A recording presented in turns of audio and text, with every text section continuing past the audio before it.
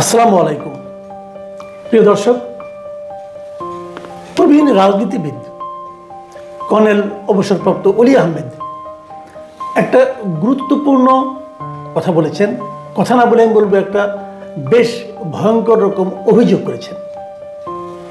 সে অভিযোগটা হলো, তিনি বলতে চাচ্ছেন যে হাসিনার আমলে যে সমস্ত বড় বড় ব্যবসায়ীরা নানা ধরনের সুযোগ সুবিধা পেয়েছে ওই সরকারের কাছ থেকে, তারা এখনও এই দেশে বহাল তবিয়তে এবং দাপটের সঙ্গে বিরাজ করছে। এবং কেবল বিরাজ করছে না, তারা সেই সঙ্গে হাসিনার সরকারের সঙ্গে, খোদ হাসিনার সঙ্গে যোগাযোগ রক্ষা করছে। হাসিনার অনুগত যে আমলারা সচিবালয়ে আছে তাদের সঙ্গে যোগাযোগ রক্ষা করছে এবং বর্তমানে অন্তর্বর্তীকালীন সরকারকে ব্যর্থ করে দেওয়ার জন্য তারা নানা ধরনের অপপ্রয়াস চালাচ্ছে। এ হলো অভিযোগ। আর তার সঙ্গে আরও একটা অভিযোগ, এটাকে আমি আরও বেশি গুরুতর মনে করি। সেটা হলো, এই ব্যবসায়ীদের টিকিয়ে রাখার জন্য, দাপটের সঙ্গে টিকিয়ে রাখার জন্য আমাদের বর্তমানে যে রাজনৈতিক দলগুলো বেশ ক্ষমতাধর রাজনৈতিক দল হিসেবে পরিচিত, সেই দলগুলো নানাভাবে সহায়তা করছে। অভিযোগ কিন্তু দুটো, এবং আমার বিবেচনায় এই দুটো অভিযোগে আমলে নেওয়ার মতো। অলি আহমেদ সাহেব কি বলেছেন আমি আপনাদের একটু বরং পড়েই শোনাই। তিনি বলেছেন যে হাসিনার লোটা বাহিনীর বড় বড় ব্যবসায়ীরা টেলিফোন ব্যবহার করে হাসিনার সঙ্গে কথা বলছেন, ভারতের সঙ্গে কথা বলছেন। আওয়ামী লীগের যারা লোটা বাহিনী সচিবালয়ে আছেন তাদের সঙ্গে কথা বলছেন। বিভিন্ন জায়গায় যারা আত্মগোপনে আছেন তাদের সঙ্গে কথা বলছেন। বিভিন্ন জায়গায় আন্দোলন, গুপ্ত হত্যা, ক্ষতিকর কাজ করার জন্য প্রচেষ্টা চালাচ্ছেন। তারা ধ্বংসাত্মক কাজের পরিকল্পনা করছেন। এটা বেশি আগে না, কিন্তু আজকে সোমবারই উনি মগবাজারে একটা সংবাদ সম্মেলন করেছিলেন সংবাদ সম্মেলন বিষয়ের উপর, তখন উনি এই কথাগুলি বলেছেন। এখন এই যে কথাগুলো, এই কথাগুলো কি উনি হাওয়ার উপরে বললেন, নাকি এই কথাগুলো বলার পেছনে ওনার কোনো সুনির্দিষ্ট তথ্য প্রমাণ আছে? আমি মনে করি এই বিষয়টা ওনার সঙ্গে আলোচনা করে জানা উচিত সরকারের।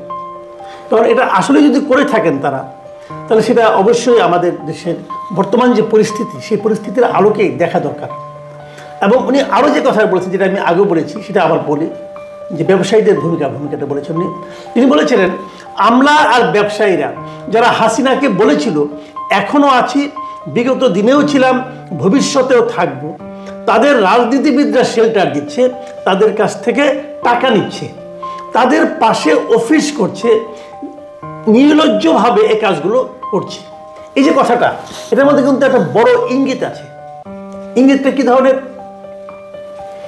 যে বোঝা যাচ্ছে যে হাসিনাকে কে বলেছিল বিগত দিনেও আছি, এখনো আছি, আগামীতেও থাকবো, মানে মরণের আগ পর্যন্ত আছি, মরণের পরেও থাকবো। এই কথাগুলোতে উনি খুব বিখ্যাত হয়ে গেছিলেন। উনি কে? উনি বসুন্ধরা গ্রুপের শাহ আলম সাহেব। উনি বলেছিলেন এই কথা, এর ডকুমেন্ট তো সব জায়গায় আছে।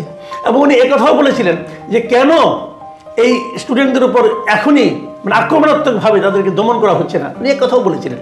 এসব প্রমাণও আছে। এখন তাদের এখানে যে তারা কে রাজনৈতিকভাবে শেল্টার দিচ্ছে, আমরা দেখেছি এরই মধ্যে যে বসুন্ধরা গ্রুপের যে মিডিয়াগুলো আছে সেখানে জামায়াতের নেতারা গিয়েছেন, বিএনপির নেতারাও গিয়েছেন। বিএনপির নেতা মানে কি? বিএনপিতে তাদের প্রতিনিধি পাঠিয়েছে সেখানে রক্ষা করার জন্য। বিএনপিপন্থী সাংবাদিক নেতা, সাংবাদিকদের যে প্রতিষ্ঠান আছে বিএফইউজে অথবা মানে আপনার ডিইউজে, এদের যে সাংবাদিক নেতা আছে তাদের একজন বড় নেতা হলো কাদের গনি চৌধুরী। উনি যেহেতু এই বসুন্ধরা গ্রুপের মিডিয়া গ্রুপের উনি এক্সিকিউটিভ ডিরেক্টর হয়ে গেছেন, ডিরেক্টর মিডিয়া হয়েছেন না? কেন হয়েছেন? এতদিন তো তারা কেউ নেয় না চাকরিতে, ওখানে এখন গিয়ে ওনার চাকরি হলো কেন? আবার প্রেস ক্লাবের সভাপতি, উনিও বিএনপি প্রতি সাংবাদিক। হাসান হাফিজ, উনিও যে ওখানে মানে আপনার কালের কণ্ঠের সম্পাদক হয়েছেন তো কেন হয়েছেন? ওনাদেরকে কেন নেওয়া হয়েছে হঠাৎ করে? সবই তো 5ই আগস্টের পরে। তার মানে ওনারা যখন দেখেছেন হাসিনার সঙ্গে এত ঘনিষ্ঠ থাকার কারণে তাদের উপর নানা ধরনের চাপ আসতে পারে, এই চাপটাকে নিউট্রালাইজ করার জন্য ওনারা বিএনপিপন্থী বড় বড় সাংবাদিকদেরকে ওনার প্রতিষ্ঠানের বড় বড় পদে চাকরি দিয়েছেন। ওনারাও গিয়েছেন এবং যাওয়ার পর তাদের ব্যাপারে কিন্তু বিএনপি কোনো অ্যাকশন নেয়নি, হ্যাঁ, বিএনপির মিডিয়া সেল যেটা, সেখান থেকে কাদের গনি চৌধুরীকে হয়তো সরিয়ে দেওয়া হয়েছে, কিন্তু বিএনপির আরও অন্য যে সহযোগী প্রতিষ্ঠান যেগুলো আছে প্রত্যেকটাতেই কাদের গনি চৌধুরী আগের মতোই আছেন। তার মানে লোক দেখানোর দু একটা অ্যাকশন হয়তো নিয়েছেন, লোক দেখানো, নিছক লোক দেখানো, এটা সবাই জানে। এই সম্মিলিত যে আপনার পেশাজীবী পরিষদ, সেখানেও কাদের গনি চৌধুরী আছেন, জাহিদ সাহেব আছেন, এই যে জাহিদ হোসেন বিএনপির স্থায়ী কমিটির সদস্য, উনি সেটা সভাপতি, কাদের গনি চৌধুরী মহাসচিব আছেন, তো ক্লোজলি আছেন। তো এরা তাকে শেল্টার দিচ্ছে। এবং আপনারা নিশ্চয়ই মনে রাখতে, এর আগে আমরা দেখেছি বিভিন্ন সময় ইউটিউবে, এই শাহ আলম সাহেব কিন্তু তারেক রহমান সম্পর্কে অনেক কথাবার্তা বলেছেন, আপত্তিকর কথাবার্তা বলেছেন। তারপরও বিএনপি এখন তাকে শেল্টার দিচ্ছেন। কেন দিচ্ছেন? কারণটা কি? এই প্রেমটা কোত্থেকে আসে? এই প্রেমের ভিত্তিটা কি? বোঝাই যায় এই প্রেমের ভিত্তি হচ্ছে অর্থ, পরিষ্কার কথা। আবার দেখুন, বিএনপি পন্থী সাংবাদিকদের মধ্যে যাকে নাকি একদম সবচেয়ে বড় করে দেখা হয়, মিস্টার শফিক রেহমান, তাকেও দেখা গেছে যে কালের কণ্ঠে উদ্বোধনী অনুষ্ঠানে যে উনি কেক কেটে শাহ আলম সাহেবকে খাইয়ে দিচ্ছেন, এবং শাহ আলম সাহেব কি কি করতে পারেন, আরো ওনার কাছে উনি কি কি প্রত্যাশা করেন, কিভাবে ওনার বড় বড় প্রতিষ্ঠান করে ভারতকে মানে আপনার নিউট্রালাইজ করা যায়, এই সমস্ত বাণী উনি এখানে দিয়ে এসেছেন। শফিক রেহমান সাহেব আমার খুবই প্রিয় মানুষ। আমি ওনার এই ভীমরতি প্রাপ্তি ব্যাপারটা ঠিক বুঝতে পারিনি, কিভাবে ওনার ভীমরতি প্রাপ্তি ঘটলো আমি জানি না, কিন্তু উনি গিয়েছেন। তো তার নাকি উনি দলীয় নির্দেশে গেলেন, তাও আমি বুঝতে পারিনি। তো এই যে বিষয়গুলো, এই কথাটা কিন্তু অলি আহমেদের কথাকে জাস্টিফাই করে। অলি আহমেদ সাহেব আরও বলেছেন যে ব্যবসায়ীরা হাসিনাকে বলেছিল মরার পরেও তার পাশে থাকবেন, এদেরকে শুধু জেলে নিলে হবে না, তাদেরকে আধা ঘন্টা উল্টানোর ব্যবস্থা করে তাদের কাছে লুণ্ঠনের টাকা ফেরত নেওয়ার ব্যবস্থা করতে হবে। তাকে এটা উনি মানে ক্রোধজনিত কারণে বলেছেন। এই ক্রোধটাও আমি মনে করি মানে আনজাস্টিফাইড না, এই ক্রোধটাও স্বাভাবিক, কারণ এরা তো করেছে। আমরা বিভিন্ন সময় দেখেছি যে এর মধ্যে অনেকগুলি ব্যবসায়ী গ্রুপের নাম শুনেছি, নাম শোনার তো দরকার নাই, আমরা তো জানি যে বিগত সরকারের কাছ থেকে সবচেয়ে সুবিধাভোগী গোষ্ঠী কোনগুলো, কোন কোন ব্যবসায়ী গোষ্ঠী। তাদের কারো বিরুদ্ধে এখন পর্যন্ত কোনো অ্যাকশন হয়েছে? এক সালমান রহমান ছাড়া হয়েছে? হয়নি তো। সালমান রহমানকে জেলে নেওয়া হয়েছে, ধরা পড়েছেন, কে দিয়েছে, কীভাবে ধরিয়ে দেওয়া হয়েছে, সেটা অন্য হিসাব। এছাড়া আর কার বিরুদ্ধে অ্যাকশন নেওয়া হয়েছে? হয়নি। এবং একইভাবে আমলাদের ব্যাপারে বলা যায়।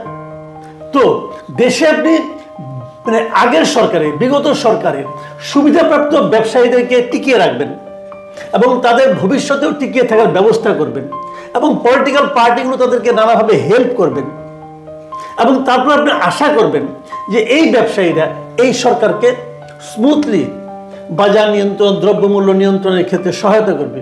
এটা যে হয় না, তা গত 6 মাসের বাজার ব্যবস্থাপনা দেখে বোঝা যায়।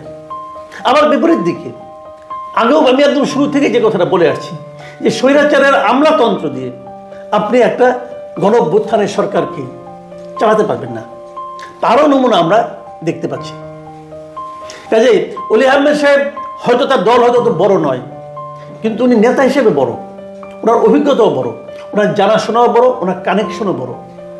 কাজে ওনার ওই কানেকশন থেকে উনি যে তথ্যগুলি দিয়েছেন, আমি মনে করি যদি সরকার এগুলিকে বিবেচনার মধ্যে না নেন, তাহলে ভয়ঙ্কর একটা সমস্যার, ভয়ঙ্কর একটা পরিস্থিতির সম্মুখীন হয়তো আমাদেরকে হতে হবে। এই সরকার সেভাবে কতটুকু পদক্ষেপ নেবে আমি জানি না। শেষ করার আগে আরেকটা কথা বলি, কেউ কেউ হয়তো বলবেন আমি গেলে একটা গ্রুপ নিয়ে বললাম কেন। হ্যাঁ, অলি আহমেদ কথাটা উঠেছে বলে এবং উনি উদাহরণটা দিয়েছেন বলে বললাম। অন্যান্য গ্রুপ নিয়ে আমার কিছু কথা বলার ইচ্ছা আছে, আশা করি আগামীতে বলতে পারবো।